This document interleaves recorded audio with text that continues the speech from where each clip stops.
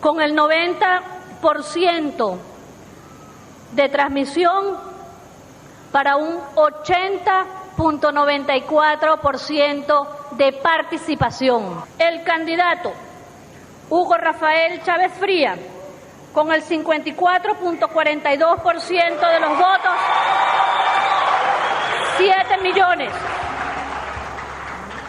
7.444.082 votos. El candidato Enrique Capriles, con el 44.97% de los votos, 6.151.544. MR 2012. Muy buenas MR tardes. 2012. Bueno, se me fue el look por de favor, nuevo. no me Buenas noches. Esta es la Mirada Humanista, el programa número 22 de la Mirada Humanista, la radio del Movimiento Humanista de Resistencia y Construcción 2012. Y bueno, empezamos con los resultados de las votaciones del domingo pasado en Venezuela, porque vamos a hacer un especial sobre Venezuela. ¿Cómo andás, Fernando? Bien, y honrado por la presencia estelar de un invitado. Sí, por suerte tenemos un invitado. Un invitado internacional, podemos decir. Un invitado que este año ha viajado bastante por el mundo, es la envidia de todos nosotros. Y es Andrés No Domínguez. trajo alfajores. No, qué mal. Y es Andrés Domínguez. ¿Cómo andas, Andrés? Bien y preocupado porque con esta presentación ahora tengo que decir algo interesante. No te van a quedar muchas opciones. Bueno, Andrés, fuiste veedor en las elecciones de Venezuela, tuviste ese privilegio. ¿Cómo lograste acceder a ese privilegio? Como vos decías, yo este año estuve en la Cumbre de las Américas, en la parte del foro social, y ahí había gente de Venezuela, y en la oposición venezolana no solo están los partidos políticos, sino que hay organizaciones ciudadanas, entre ellas una de mujeres feministas, que estaban en la Cumbre de las Américas, Mujer y Ciudadanía se llama, y terminada la cumbre social, bueno, quedaron un montón de relaciones, y hablando con la gente que estaba participando en la oposición venezolana, surgió la idea de, en principio, hacer algo. Como ellos estaban en campaña, era muy difícil hacer una actividad mientras ellos estaban trabajando para una elección, y nos invitaron como observadores. Y la idea primero era que fuéramos como observadores formales, pero la autoridad electoral venezolana rechazó todas las candidaturas de observadores, no solo de la oposición, rechazó la de la OEA, rechazó la del Centro Carter, aceptó solo la de UNASUR, que fue encabezada por Carlos Chacho Álvarez. O sea, de los amigos. Exacto. Y de hecho no la rechazó, no contestó, con lo cual la única veeduría que se aceptó fue la de UNASUR. Ante esto, la oposición venezolana reforzó el pedido, dijo, bueno, si pueden venir, para nosotros es mejor, aunque no sean observadores formales aceptados por el Consejo Nacional Electoral, que vengan como acompañantes a la elección. Hicimos ese rol, así que bueno, en función de eso es que estuvimos en Caracas el fin de semana pasado. Bueno, ¿y llegaste a Caracas qué día? Nosotros llegamos el viernes, ya había veda. Fuimos junto con Patricia Bullrich, Gabriela Michetti, Eduardo Amadeo, Oscar Aguad y dos legisladores de la ciudad, Quintana y Pinedo. Y Pinedo, perdón. ¿Y qué, o sea, estuviste ya en la veda, pero qué pudiste observar cuando llegaste a Caracas? ¿Qué ambiente había? A ver, lo que se ve claramente es que hoy juega la selección. La cancha está despareja. Si esto fuera un partido de fútbol, está bien, es fútbol, pero la cancha está inclinada y el referee parece que está comprado. Las paredes los paredones de Caracas, todo pintado con Chávez. La televisión, nosotros llegamos en día de veda, bueno, vos imaginate, siguiendo hablando de fútbol, como una tanda de fútbol para todos constante. Todo el tiempo propaganda oficial del gobierno, pero que habla del candidato. El sábado, en plena veda electoral, conferencia de prensa del presidente. Aún así, había buen ánimo para la oposición. Digo, aún así, la parte buena que tengo que decir es que no se vivieron graves situaciones de violencia, la gente estaba tranquila, la gente estaba con ganas de participar, pero se notaba que la cosa no estaba pareja, que no eran dos competidores en igualdad de condiciones. ¿Pudiste ver algo de la cobertura de Globovisión, que aparentemente es el único medio grande que resiste? La cobertura de Globovisión te contaba lo de los avisos, y esto es algo que fue como pensar en Argentina en un tiempo. Antes de cada aviso oficial, Globovisión te pone un aviso propio que dice, este aviso lo ponemos porque estamos obligados por la ley tal y tal número, porque si no nos ponen sanciones, pero no estamos de acuerdo. Entonces después de ese aviso te ponen el aviso de no sé, una nena pobre diciendo, oh, el comandante Chávez me dio una casa. Pero te digo que Globovisión, tanto como Globovisión, la oposición y el chavismo, todos fueron muy prudentes con los resultados. Eso lo quiero reconocer, porque la ley electoral venezolana dice que hasta que no esté el primer resultado oficial, que es este que vos pasaste al principio del programa, nadie puede dar un resultado, y no lo dio nadie, ni la oposición, ni el gobierno, ni Globovisión, ni los canales oficialistas. Así que la cobertura fue sorprendentemente imparcial de todos lados. Bueno, imparcial de todos lados, pero hubo un ganador. ¿Y ustedes qué pudieron ver ese día en su trabajo como veedores? Porque el resultado está dicho y es con lo que obviamente vamos a cerrar. Pero en ese día, ¿qué cosas pudiste observar? Porque vi las fotos que subiste de todos los lugares donde estuviste y vi que habías estado en bastantes lugares. Fue un día agotador por lo que se pudo ver en el con tu cara en el programa de La Nata el domingo. Me imagino que habrán caminado bastante, pero en esa caminata fuiste a diferentes lugares. Contame qué es lo que viste en cada uno de esos lugares. A ver, separemos lo que es el proceso electoral del sistema de votación, porque esto es importante para entenderlo. El proceso electoral y el sistema político venezolano es desparejo, como usted decía. No hay. La cosa no parece funcionar democráticamente.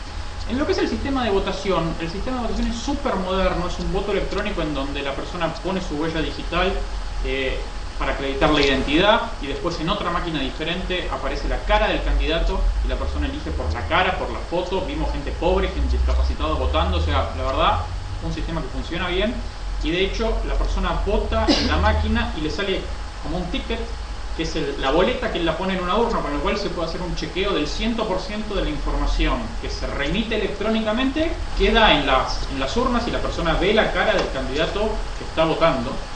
O sea, vos no necesitas leer para votar con ese sistema. Exacto, vos ves la cara, después tenés el número de lista y todo, pero sí. Vos elegís un candidato primero en una pantalla y después te aparece la cara en la pantalla donde vos votás y tenés que saber, digamos, seleccionar votar o no votar, pero es un sistema donde realmente en sí parece funcionar muy bien. La única parte que uno no conoce es, a ver, ¿qué pasa, por decirlo claramente, adentro de la computadora? Que yo no lo sé, vos no lo sabés, pero los fiscales informáticos de la oposición validaron el sistema, con lo cual uno no puede... La sospecha de fraude entonces la descartamos completamente, o casi completamente, por lo que vos nos decís. A ver, seamos claros, ¿hubo irregularidades ese día? Sí. ¿Se rompió la veda? Sí. ¿La autoridad electoral es imparcial? No. ¿El sistema político está parejo? No. Ahora, aún así, el resultado parece ser el que la gente de Venezuela eligió. ¿Sí? Hay una diputada venezolana que fue precandidata a presidente, María Corina Machado, que lo pone de una buena manera. Dice, bueno, ella habla de fraude, pero en este sentido, dice, el fraude fue previo. No es que la gente no votó lo que votó. Lo que pasa es que la elección no fue libre. Me parece que esta es tal vez una buena forma de verlo. No se desconoce el resultado. No el domingo, pero sí todo el proceso previo. Exacto. Y ahí es donde nos parece interesante, lo hablábamos con ya en Buenos Aires, lo charlábamos con amigos de Venezuela, para otros procesos electorales en la región y en Venezuela, que las veedurías internacionales estén antes, o sean expertos en determinados temas, expertos en participación, expertos informáticos, porque hay cosas que ya el día de la elección, por más que tenga 100% de fiscales, la situación está cocinada. Exacto.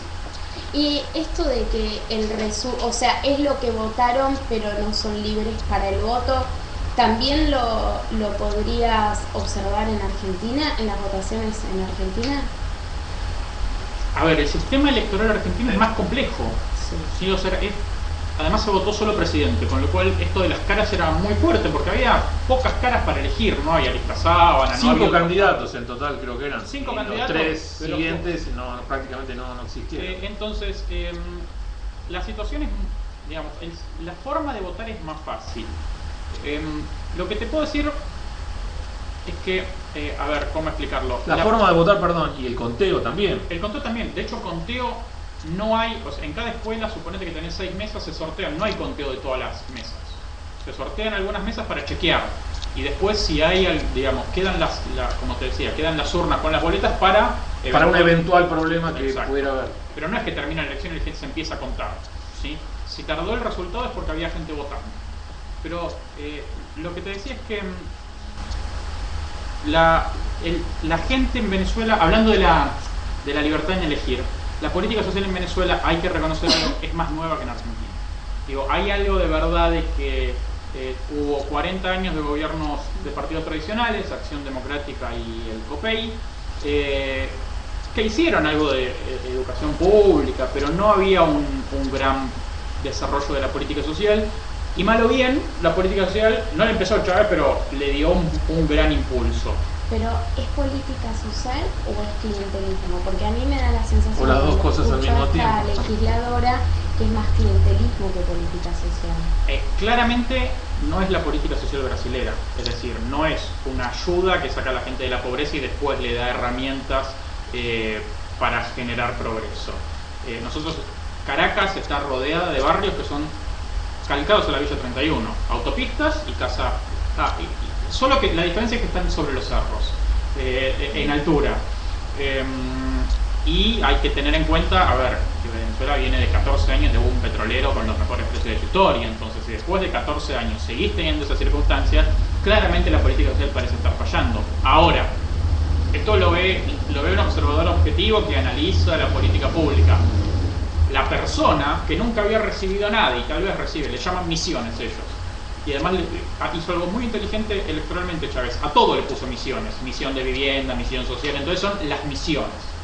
Con lo cual, cualquier crítica a una misión se transforma en una crítica a todo el sistema de política social. Entonces, si alguien dice el programa de vivienda no funciona bien, parece que te quieren sacar la jubilación. Esto es lo que anda en el aire. Y esto se impuso mucho en la campaña. Chávez, si ganaba Capriles, decían privatiza PDVSA y termina con las misiones. Una cosa que nunca nadie dijo. Pero esto daba un poco de miedo. Y así algunas personas comentaban, digamos, los más pobres diciendo, bueno, yo no tengo nada que perder. El único que me puede dar es Chávez. Entonces, todo esto, a mí a veces hablar de clientelismo me parece que uno parece que menosprecia a la persona, pero hay que entenderlo desde la subjetividad de la persona. Estas son cuestiones de lo que te hablaba de un sistema electoral. Absolutamente. ¿Y vos tuviste la oportunidad de hablar con la gente? Nosotros hablamos el domingo en este barrio de La Vega, que es un barrio, el bastión chavista, que de hecho nos dejó una buena impresión porque la gente que nos llevaba nos venía avisando que iba a estar todo copado por la campaña de Chávez y no había tanta campaña, lo que había era mucha gente votando, mucha participación. De hecho todos nos dijeron, nunca votó tanta gente en la historia y esto se verificó. Y te digo que lo que podemos ver a nivel barrio y a nivel en la calle, nosotros éramos extranjeros, estábamos con un americano y con unos españoles recorriendo, con lo cual se notaba de qué lado estábamos, porque claramente Chávez no iba a invitar a esa gente a ver su elección. Venían los chavistas, los votantes chavistas, sí, nos abrazaban, se sacaban fotos con nosotros, la gente estaba contenta. En todos los lugares que preguntamos, lo primero que preguntamos era ¿cuánta gente vota? ¿Hay algún incidente? No pasó nada. La gente hacía horas de cola al sol, no pasó nada. Te digo que la sensación, sin ser un experto del tema, es que a nivel político la sociedad está muy dividida y a nivel social entre ricos y pobres también. Ahora, a nivel cotidiano, la vida continúa. Los venezolanos son la imagen tradicional de los venezolanos. Gente alegre. Ellos nos decían, claro, nosotros somos un país democrático que no tuvo problemas. Estos años, digamos, se dio vuelta esta imagen de una sociedad dividida y violenta, pero Venezuela no era así. Y en buena medida lo sigue siendo. La memoria cultural de los pueblos está. Nosotros no bajamos al barrio, teníamos, si bien no estábamos en campaña, teníamos un logo de observadores invitados por la oposición y no pasó nada. Digo, esa gente no vivía la elección como algo trascendente, pero no la vivía como una cuestión de vida o muerte como tal vez se planteó. Con lo cual, hay lugar para un cambio en paz. Va a ser muy difícil, claro, van a ser 20 años de chavismo, se hizo un gran esfuerzo. Yo vi el discurso de aceptación de la derrota de Capriles en el búnker. Claro, esa gente, vos decías que yo estaba cansado, no te cuento lo que estaba esa gente. Hacía 3 días que no dormían. 3 días, digo, por poner un número. Hicieron un esfuerzo colosal, tuvieron fiscales en todas las mesas, recorrieron todo el país. Cuando se reconoció la derrota, que además fue sorpresiva porque venía realmente bien. Sobre todo la diferencia, ¿no, Andrés? Te digo que la diferencia es la menor de la historia. Nunca la oposición sacó tantos votos, nunca Chávez sacó tan pocos votos. Estamos hablando del periodo chavista. Sí. Sí, bueno, sí, pero sí. la oposición se juntó toda, Está bien. o sea, no es lo mismo, no lo puedes comparar en ese sentido porque se juntaron todos. Sin duda había expectativa de una elección todavía mejor. Yo particularmente creo que la elección no es mala, es una elección que empareja el sistema político, que plantea una alternativa. Ahora, aún con ese gran esfuerzo que hicieron y ese gran logro, estaban todos llorando. ¿Por qué? Porque había esperanza, y después quedaron tristes, decían estamos tristes, estamos mal, porque había una gran esperanza. Me parece que está bien, cuando uno no vive en ese lugar es mucho más fácil decirlo, pero se abrió un camino. La frase de Capriles otro día es el camino, su eslogan de campaña era hay un camino. Bueno, el camino sigue, el camino está, hay que seguir transitando. Sí, mismo ellos dijeron que van por las intendencias, por las provincias, o sea, en ese sentido sí, pero... A propósito de eso, ¿ves, Andrés, que emerja en Capriles un líder que acaba de anunciar precisamente que va por la reelección en la gobernación de Miranda? A mí me sorprendió, primero, Me gustó la vitalidad, esa cosa juvenil del tipo. a todo el mundo le sorprendió la campaña que hizo. Recorrió el país 3 veces, empezó además, nosotros acá en Argentina se publicitó el último tramo, el tramo de los actos, pero empezó con un casa por casa, que incluso era criticado a nivel de su propia fuerza, porque le decían, no, vas a estar yendo a casas de gente que no nos vota, y además mientras haces casa por casa en pueblos del interior no haces prensa. Esto no lo contaban en la interna, pero logró sacarlo de la idea del candidato de los ricos. Primero hizo un gran esfuerzo, y segundo, esto sé que es un poco más polémico lo que voy a decir, pero para mí la postura que él tuvo ante los resultados y la forma en que se presentó y la forma en que lo aceptó y que pidió paz, me parece que habla no solo de un gran dirigente, sino de una gran persona. Yo no sé si se vio en la televisión, pero mientras él hablaba, había gente pidiéndole que denuncie el fraude. Digo, había gente, no en el público, gente de ahí, y la verdad es una tentación para un líder. Dirigentes Exacto, del propio partido. Exacto. De la alianza. Gente de ellos, que él en un momento dijo, yo respeto la voluntad popular, y una señora saltó diciendo, no, esto no es la voluntad popular, casi desde las tripas, ¿viste? Del enojo, de la bronca. No recuerdo el nombre, pero la frenó, dijo el nombre y dijo, yo respeto la voluntad popular. Entonces me parece que demostró ser un gran candidato, demostró ser una gran persona, y tal vez una cosa que deberíamos todos aprender, demostró que no le falta, demostró que con la ansiedad no se hace política. Digo, cuando le preguntaron, ¿se termina tu carrera? Y él dijo, tengo 40 años. La frase que a mí más me gustó es cuando dijo, mientras hay vida hay esperanza. Yo sé que es filosófico, y a la gente que le matan a alguien en un hecho de violencia en Caracas esto no le dice nada, y a la gente que pierde su salario por la inflación esto no le dice nada, pero prefiero una figura así como dirigente antes que una figura que no acepta ningún error y que dice, en realidad gané. No, por supuesto.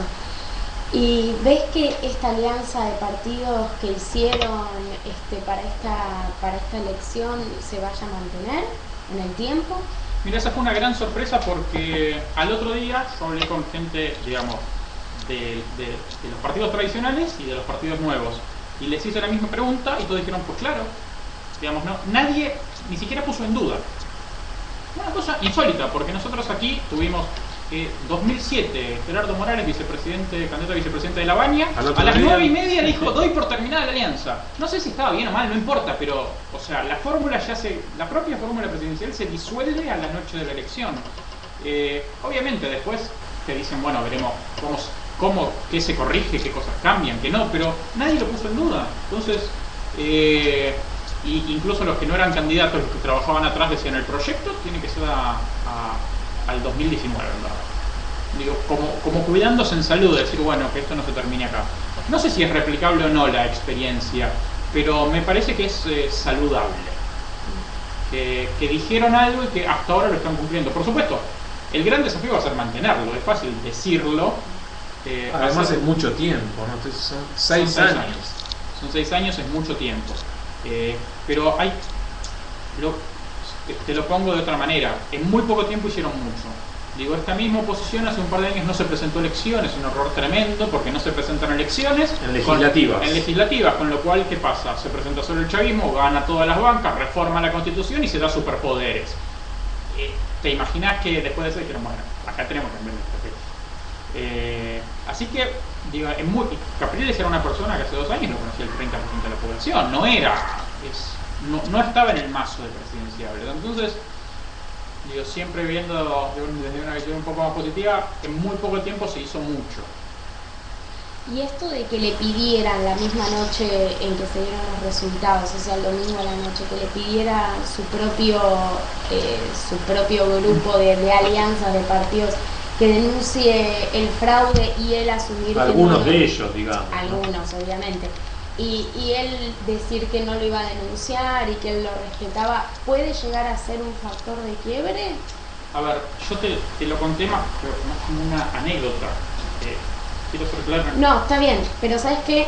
O sea, el mundo hoy está dividido entre que Chávez hizo fraude y que Chávez no hizo fraude. Entonces me parece que eso también puede llegar ahí, y por eso te lo pregunto. Sí. Entiendo que hayas contado una anécdota, pero me parece que hoy el mundo también está hablando de eso, y a eso apunto con la pregunta. Yo te entiendo. Lo que te quiero decir es que, digamos, hablamos de... No quiero que quede como que él no denunció un fraude que hubo. Digo, para hablar de fraude, se tiene que hablar... El fraude es un delito. Los que somos abogados sabemos que para que haya un delito tenemos que tener el delito probado. Yo te digo, miré, antes de mandar el informe que circulé después de la veeduría, leí todo lo que me mandaron, incluso información de gente que estaba dentro de lo que son las mesas de situación de cada partido. Y hay algunas cosas sospechosas, algunas suspicacias, pero yo no vi una sola prueba. Sí, pruebas de irregularidades, como esos videos que están dando vuelta de lo que yo mismo subí, campaña en la puerta de las escuelas. Las irregularidades están, no las negamos, es así. El sistema electoral está desparejo, es así. Ahora, el fraude no existió. Con lo cual, a ver, sin duda, vos decís, puede haber un chisporteo, puede haberlo, pero me parece que el liderazgo de Capriles se va a ver reforzado por no haber denunciado un fraude que no tenía pruebas. ¿Me entendés? Creo que hubiera sido muy debilitado si él, por el afán de ganar, hubiera salido a deslegitimar una elección sin tener pruebas.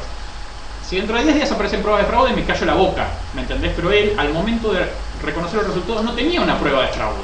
Por lo tanto, haber hecho otra cosa de lo que hizo sí hubiera sido una canallada. Una pregunta en tu rol de economista, y te doy 2 cifras sobre el modelo productivo venezolano. La cantidad de alimentos importados por Venezuela es del 70% del total, y el porcentaje del PBI equivalente al endeudamiento que tiene Caracas con uno de sus socios principales, que es Pekín, es del 36% del PBI, son 114.000 millones de dólares. Digo, después de 12 años de llamado socialismo bolivariano, estos 2 datos son bastante negativos. Te agrego un dato más, que es el que ellos usan para la comparación. Cuando asumió Chávez, el PBI de Venezuela era 20% más grande que el de Colombia, que son como Argentina y Uruguay. Hoy es 30% más chico. Después de estos 14 años... Y te agrego lo que decíamos recién fuera de micrófono, que el 50% del café consumido por 27 millones de venezolanos es importado. Que no, se me ocurre que no hay que tener demasiada ciencia para plantar café en un país tropical. Bueno, por eso, perdió... en lo que es, ellos hicieron toda una reforma de tierras, entregaron tierras a campesinos, cada uno podrá tener su opinión de eso, pero hay un dato duro: de todas las tierras que entregaron, solo el 3% está produciendo. De ahí están los números de falta de alimentos que vos decís. Y todo esto en el marco de bonanza. Digo, buena parte de la emergencia del chavismo a fines de los 90 tuvo que ver con la crisis, claro. A ver, se juntaron 2 cosas: mucha corrupción de los partidos tradicionales y poca plata. Digo, un sistema corrupto que se queda sin plata, explota. Y explotó por el lado del populismo, por el lado de un comandante que, como ellos no tenían experiencia de golpe de Estado, se pudo plantear como el antisistema. O sea que los militares como que no molestan, no son repelentes como acá. Por justas razones. Fue al revés, se pudo plantearse como alternativa. Ahora, él agarra el país en una bonanza económica, todos esos números pasan, el país digamos, la economía se termina contrayendo. ¿Qué hace? Literalmente quema la plata. Digo, la plata del petróleo la quema. Una de las grandes críticas es que él, digamos, vos hablaste de deuda con China, compró armamento ruso, compró Kalishnikov. Le regala la plata, le regala la nafta a países de Centroamérica, lo cual podemos discutir, tal vez darle un precio subsidiado. O sea, ahora, una cosa es tener un acuerdo energético y otra cosa es regalar plata para que te apoyen internacionalmente. El ALBA está hecho en base a la nafta gratis que regala Chávez en Centroamérica y el Caribe. Entonces, a ver, está bien que tenga un rol internacional, bueno, puede estar bien tenerlo o no, pero está quemando recursos no renovables en un país que no progresa.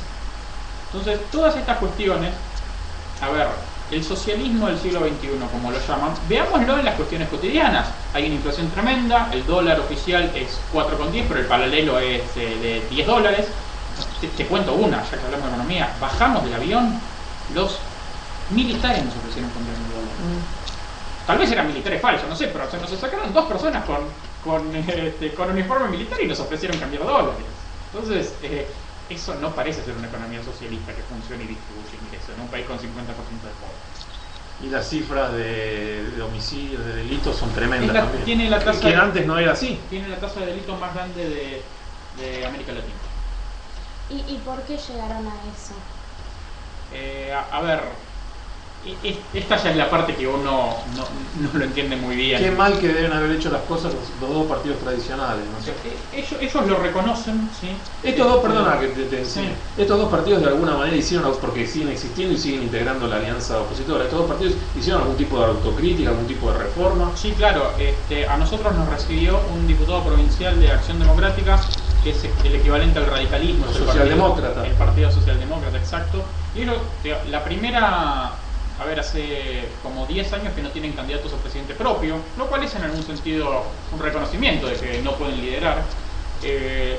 Aceptaron candidatos de afuera, no estoy justificando lo que han hecho ellos, y ellos mismos te explican, son ellos los que dicen, Chávez llegó porque nosotros fuimos corruptos, no te lo dicen los partidos nuevos, ellos te dicen, yo soy de una organización que hizo las cosas mal, y porque nosotros hicimos las cosas mal y fuimos corruptos, no él, pero el partido al que él pertenece, Chávez llegó al poder. Entonces hay una diferencia, al menos en este último tiempo. Claramente en los últimos años esto no era así, pero hay una diferencia con respecto a la situación argentina, en donde no nos hacemos cargo del pasado. Al menos esa sensación que me quedó, que bueno, acá tenemos un partido que es impoluto, como todos sabemos. Bueno, esa te diría, la gran diferencia se comparó mucho el sistema y hay muchos parecidos entre Cristina y Chávez, pero me parece que la gran diferencia es que en Argentina tenemos peronismo y allá el chavismo es una fuerza nueva, monolítica y más de izquierda que el peronismo. Es decir, a la izquierda del chavismo no hay nada, ¿sí? La organización la creó él, ¿sí? La creó él con plata del Estado, pero no hay internas y hay gente que salta de un lado a otro, pero no hay una disputa del liderazgo. Es indiscutible. El liderazgo es indiscutible y hasta es peligroso el tema de salud y todo eso, porque no hay nadie atrás. El último tramo de la campaña ya no era la propuesta, era él. La última semana Chávez se fue a su pueblo natal, habló con la gente del barrio y hizo como una caminata a Caracas, como rememorando su llegada al poder. Digo, no hay una alternativa de gobierno dentro del chavismo, ¿se entiende? Entonces me parece que esa es tal vez la gran diferencia. En Argentina por ese lado nos va a costar más. La última parte fue un poco desesperanzadora. El momento pesimista de la noche. Sí, Andrés, veníamos bien, la verdad que fue un poquito desesperanzadora. Y también fue la cámpora, no creo que en el mismo avión que ustedes, porque fueron con avión propio, pero también fue la cámpora. ¿Pudiste observar qué hizo la cámpora? ¿Algún negocio? No, nosotros no. Patricia Bullrich estuvo el día de la marcha chavista. Nosotros no los vimos porque además Caracas es una ciudad extraña, en donde está muy desperdigada, está hecha a lo largo entre cerros y con autopistas. Nosotros, hasta por razones de seguridad, estuvimos parando en los municipios como si fuera Vicente López o Avellaneda o Morón, en los municipios que gobierna la oposición, en donde estaba el búnker de campaña, así que no los vimos. Sé que en el avión de vuelta de Aerolíneas había algunos legisladores como Aníbal Ibarra que había venido, y en algunos de esos vuelos volvieron diputados argentinos, y yo mismo no pude viajar en Aerolíneas porque estaba colapsado el vuelo, que imagino que a eso te referís con el tema del avión propio. Nosotros no los vimos, así que no puedo decir algo que no estoy seguro. Bueno, y vamos a ir cerrando porque es cortito, pero me parece que dijiste bastante. Que vuelva, ¿no? Lo aprovechamos. Sí. Vamos a manguear en Hoy público. hoy medio que fue con una pistola en la cabeza. Pero bueno, la próxima va a ser con una invitación un poco más. Hoy por poco no lo obligo. Bueno, nos vemos el viernes de la semana que viene, tal vez, quizás, no sé, vamos a averiguar en la